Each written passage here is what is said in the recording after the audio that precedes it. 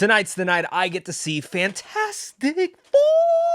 That is honestly the only way that you can say the Fantastic Four now, just from how purely memorable Michael Giacchino's score is. It's been very much memorable since they premiered it at the Comic-Con that I went to last year. They did this whole fireworks show, and then all of a sudden, boom, they portrayed that theme, and it was absolutely incredible.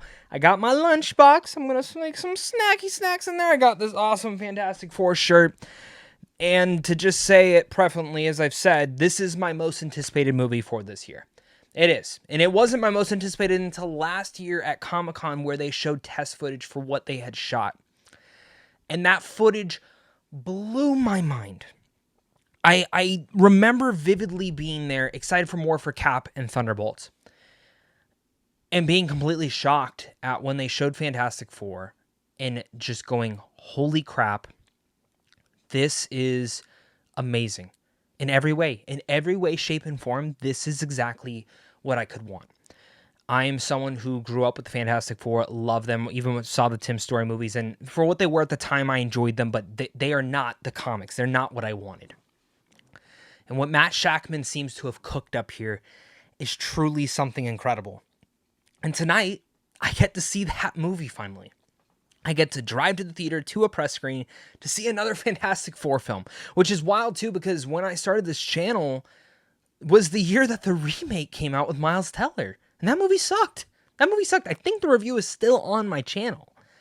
If it's not, I think I have a reaction of me like reacting to it, but I hated that movie. I hated that movie so much, and now, all these years later, I get to go and see a Fantastic Four movie as a press. And I'm nervous. I'm excited. There's certain things that, while, again, I'm so anticipating, I'm nervous for certain things. Like, how does this connect to the overall MCU? I know it's, in a completely different universe, and that's awesome. But, in the end of the day, I just want a great movie. And then by the end of it, how does this overall connect to where we're going in Avengers Doomsday? Kind of what Thunderbolts did. Thunderbolts gave me a great movie. But then by the end, it essentially tied back into the MCU of everything that we need to know and what's going on. And that excited me. And it's doing, so far, the MCU has been doing exactly what I wanted with this film, or with Thunderbolts, and now going into Fantastic Four. That's what I want to see. And that's what excites me. But I'm also nervous a little bit about the story. What is the story going to be here? Is it going to be, pretty light on story and just more focusing on the family antiques? Does that hold up enough? These are all questions that I have. Everything from the production design to how they've talked about with the visual effects, and just in general, these trailers look incredible. It looks so different. I want that different feel. I need that different feel, and I need this film to succeed. I'm a massive MCU fan. I'm a massive Marvel fan. And while I have very much liked a majority of what was in the MCU, I need these every film knock my socks off type of thing. Thunderbolts knocked my socks off. I'm really hoping Fantastic Four does. So definitely tune in. This is going to be my fun vlog out of the theater reaction. We're going to go see the movie. In between this, you're also going to get a really cool thing where I'm actually getting to see the first trailer for Avatar Fire and Ash, which I know is on the internet, but you're going to get my reaction to that, as well as, of course, just my reaction to the Fantastic Four right after this. And then my full review will be up tomorrow. But let's tune in. Let's go in for this. These are my initial thoughts going in. It's my most anticipated movie of the year. Hopefully it lives up to the hype. I'm going to go fill up my lunchbox with some fun snacky snacks. I got my Fantastic Four shirt. And so let's go.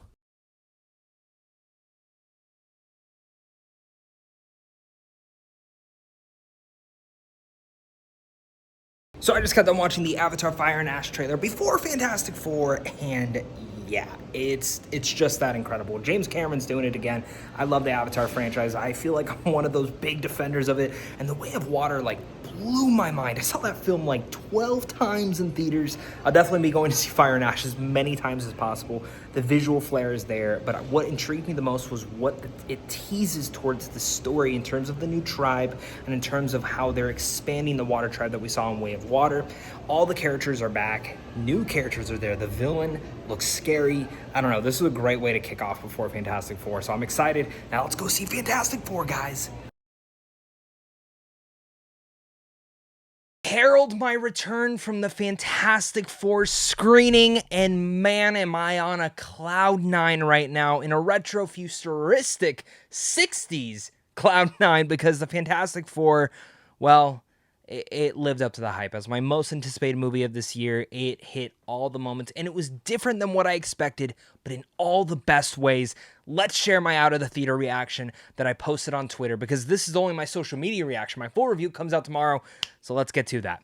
The Fantastic Four is just fantastic in about every way you would want. A story that develops the family to incredible heights, giving each member a moment to shine, an incredible score that highlights each of those moments, and another building block for the future of the MCU. I found that everyone was casted perfectly, and the chemistry between the family was truly everything I wanted. Galactus was jaw-droppingly scary, Silver Surfer was badass, and I just love my time so much with this family that I'm ready to say that this is very much the future of the MCU.